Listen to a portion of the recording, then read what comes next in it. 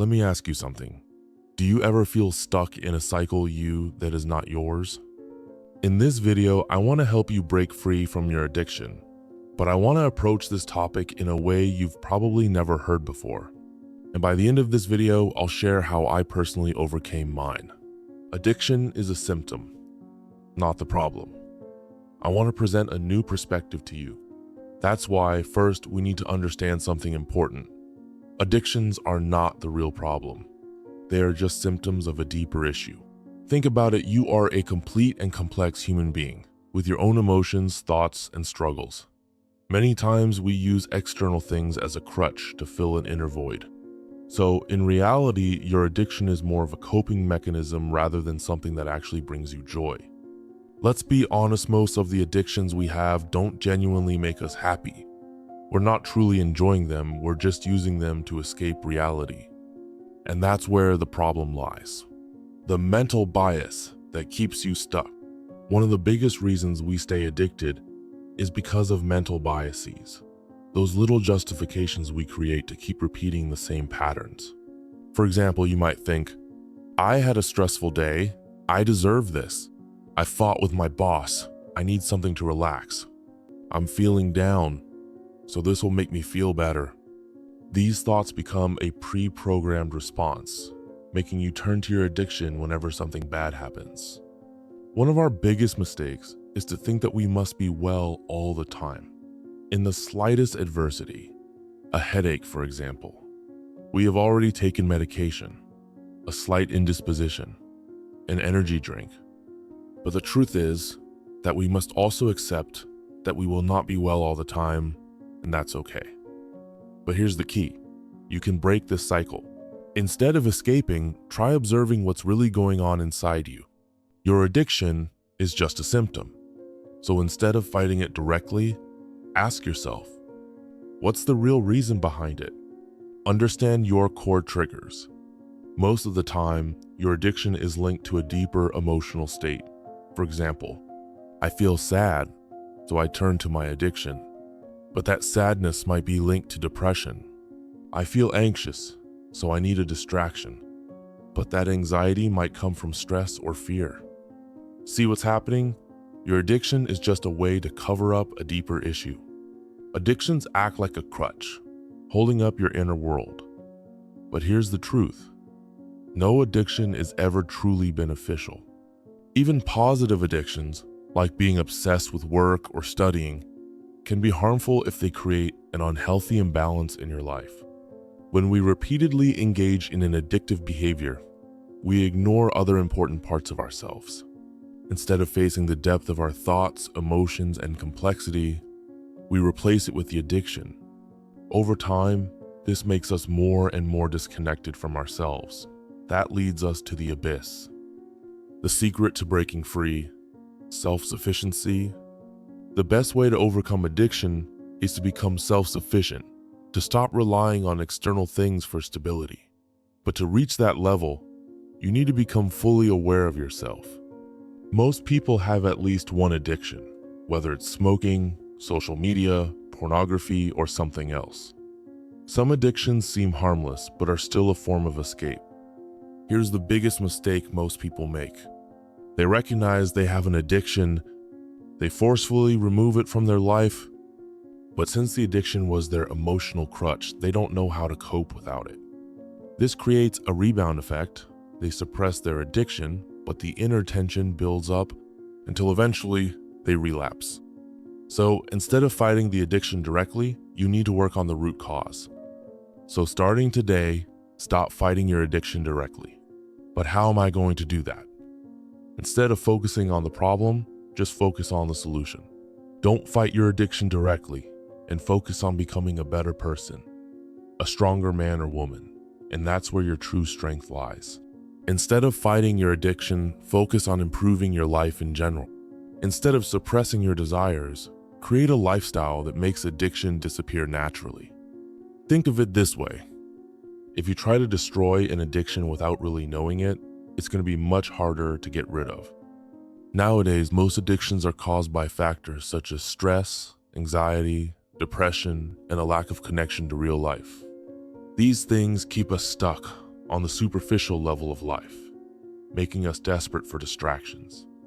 So instead of just quitting your addiction, focus on creating a life where you no longer need it. If I were to ask you right now, what is your ideal lifestyle? Would you have an answer? The way you live your daily life shapes everything.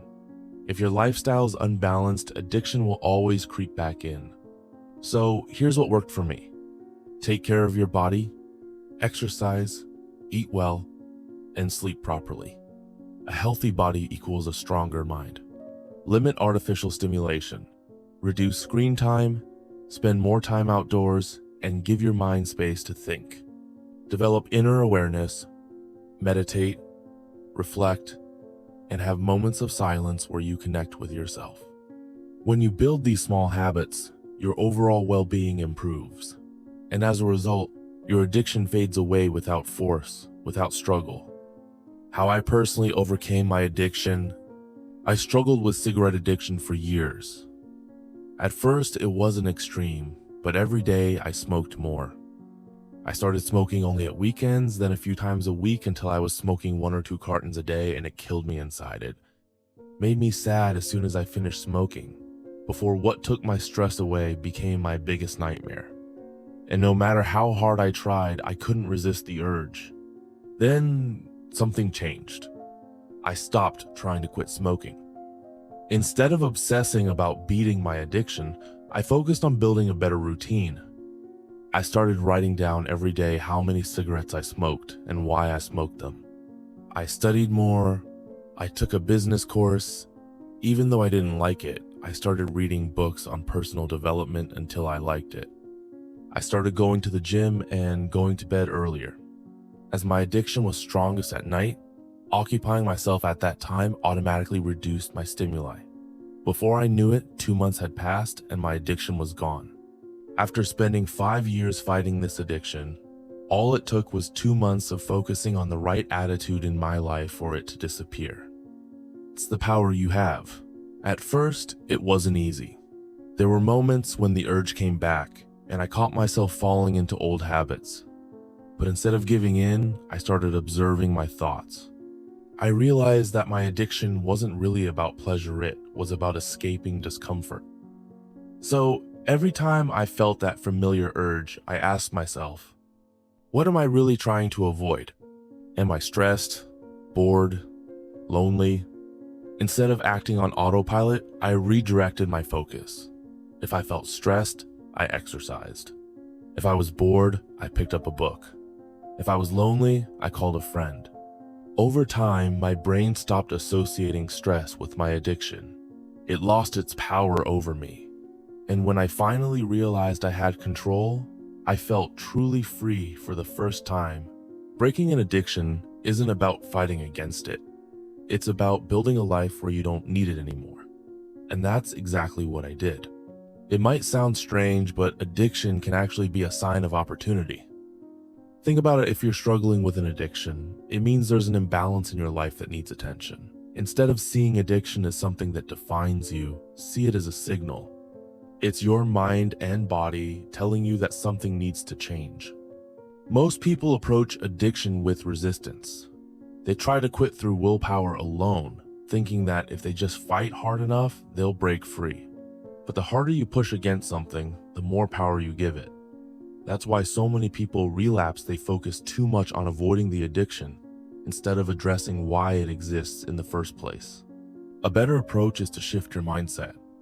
Instead of saying, I need to quit, start asking, what is this addiction replacing in my life? Is it filling a void? Is it a way to escape stress? Is it a response to boredom or loneliness? Once you recognize the real cause, you can start making deep, lasting changes. You don't need to force yourself to quit. You need to build a life where your addiction no longer fits. Growth happens in stages. Right now, you might feel stuck, but that doesn't mean you're failing.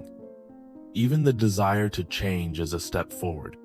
If you take consistent action, even in small ways, you'll start to see results. Imagine you improve just 1% every day. That might not seem like much, but over time, those small steps add up. 1 month from now, you'll be in a completely different mindset. A year from now, your addiction might be a distant memory. The truth is, life is a continuous process of self-improvement. There will always be something to work on, some habit to refine, some part of yourself to elevate. But if you learn to approach challenges with awareness instead of resistance, you gain real power over your life. So, instead of seeing your addiction as an obstacle, see it as a wake-up call, an invitation to become the person you were always meant to be.